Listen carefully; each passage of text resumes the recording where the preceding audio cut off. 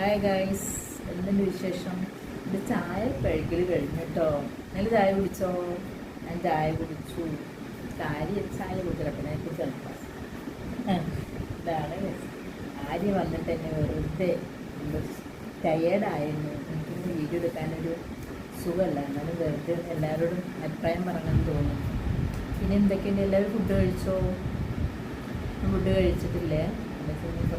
Correct 8 മണിക്കാണ് എൻ്റെ food. അതിന് ഞാൻ ഒരു കോംപ്രമൈസും ഇല്ല. പിന്നെ കട്ടൻ ചായ എന്ന് എപ്പോഴും എൻ്റെ വെക്കാം, കപ്പ് കായ. എങ്ങനെയുണ്ട്?